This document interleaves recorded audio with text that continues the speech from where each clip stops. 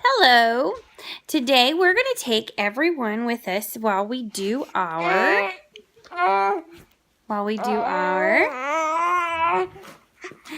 first grade grammar. We're going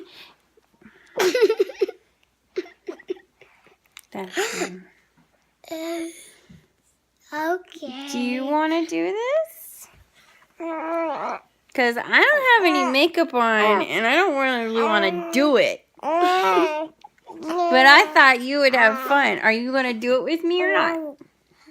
Hello, my name is Timmy, and we are going to do grammar. I don't know what we have for grammar today. Okay. But my mom really wants me to do my schoolwork.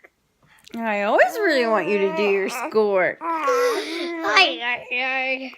Not that much. Sometimes you say the last day of schoolwork. You know that.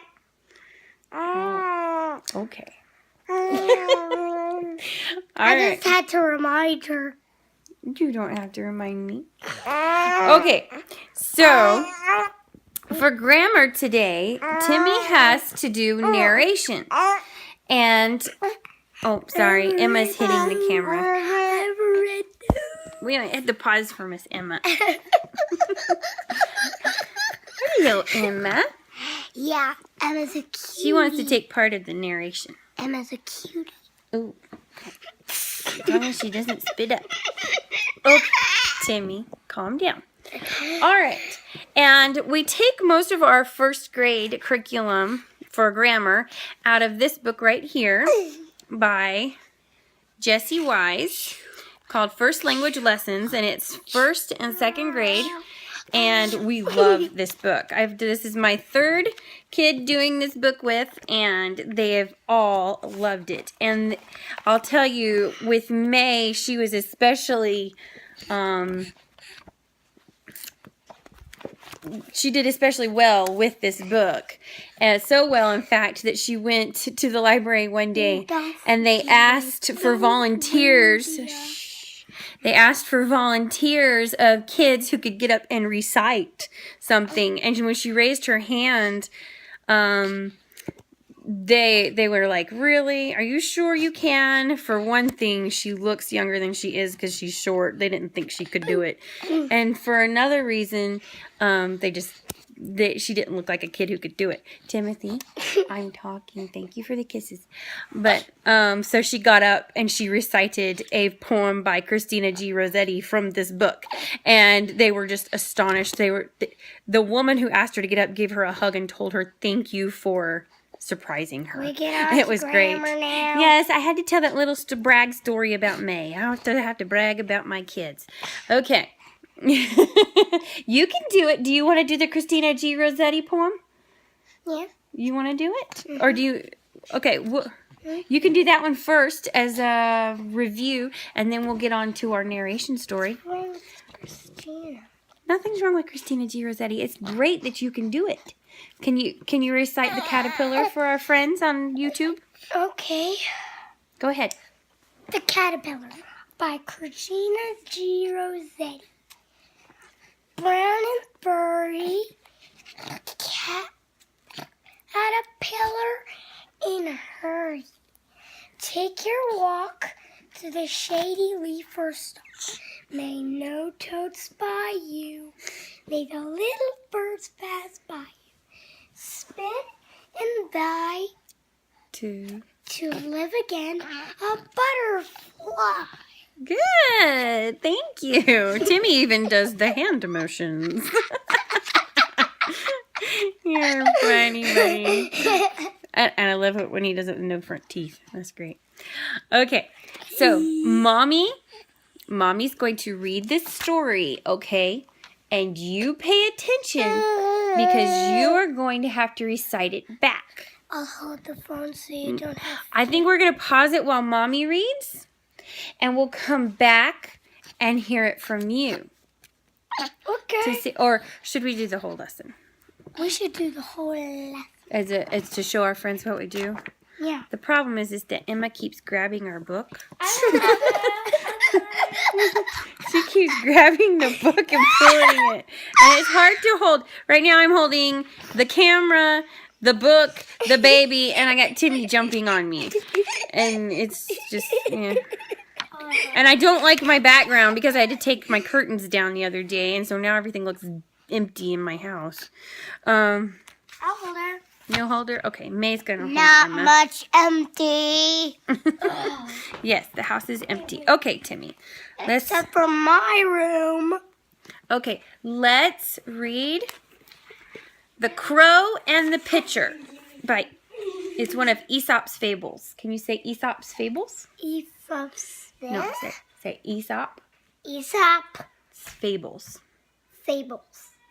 Okay, that's the best you can do. No teeth. Okay, The Crow and the Pitcher.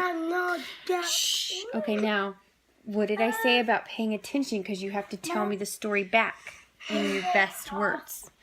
Okay? Is the camera too distracting? Do we need to turn it off? Okay, because I'm gonna do my own recital anyway.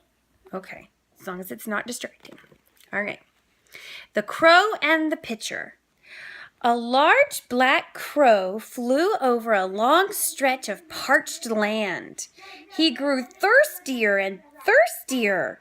At the edge of a village, he spied a large, deep pitcher at the edge of a patio. He flew down for a drink. To his dismay, there was so little water in the bottom of the pitcher that he could not reach it with his beak.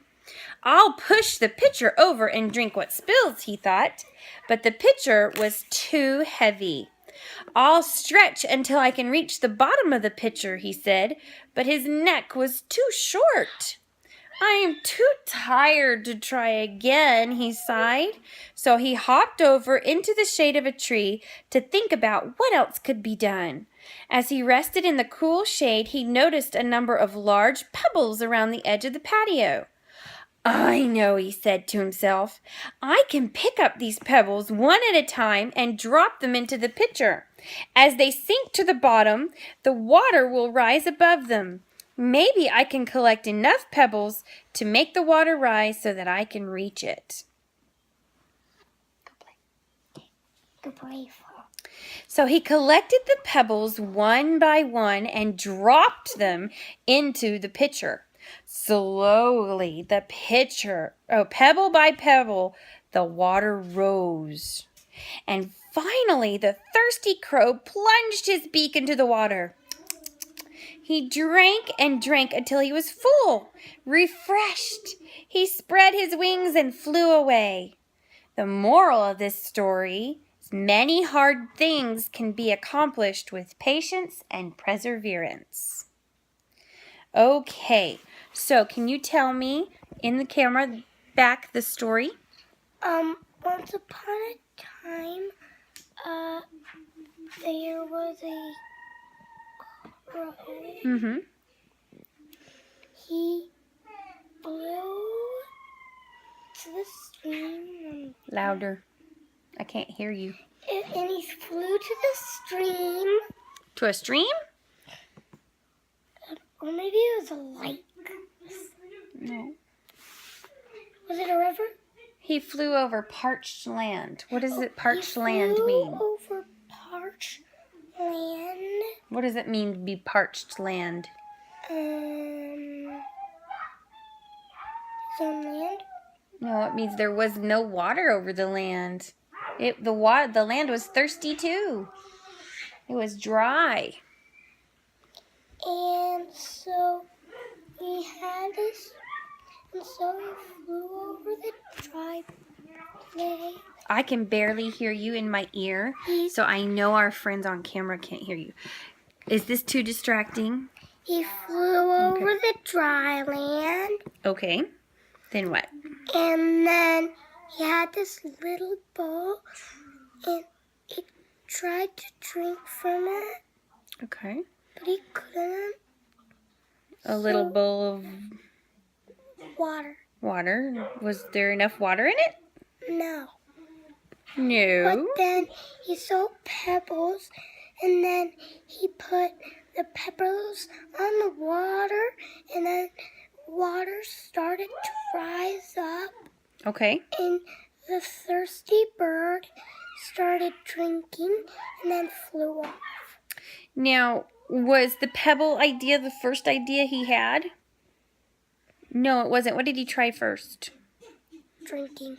Well, he tried tipping the pitcher over, right? Could he get it to spill over? Oh, he did. He got it to spill over.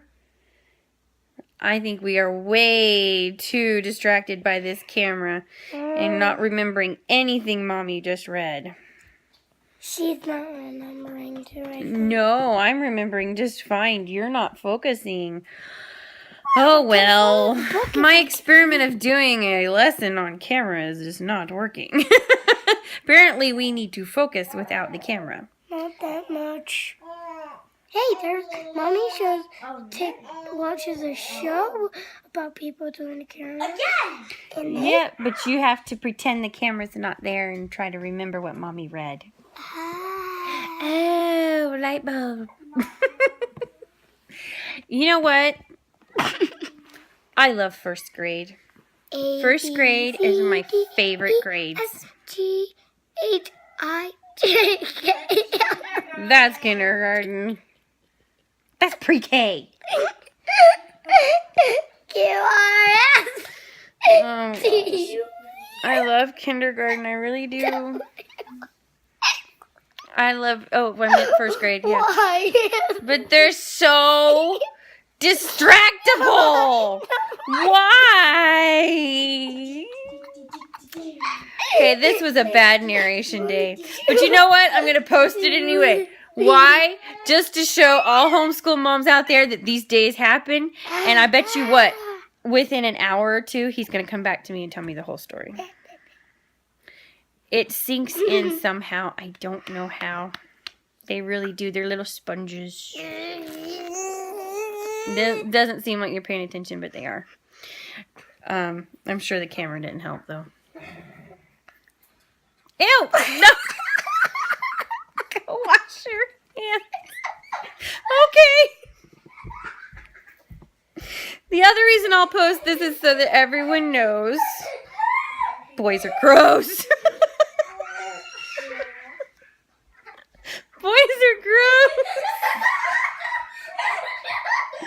Oh, man. Another good reason to post this is to show that there are just homeschool days where your hair doesn't get washed, your makeup doesn't get done, but you get the baby dressed really cute. I was able to get her dressed really cute today. I was proud of myself. And we're getting school done. That's what counts. You're getting the school done. Power. Doesn't matter how Mommy looks. School is power. School is power. Knowledge is power. Homeschool, right. As long as you're on the right side of the force, right, May? Mommy. Is the force... The force is with you. Say the force is with me and I'm with the force. Mommy.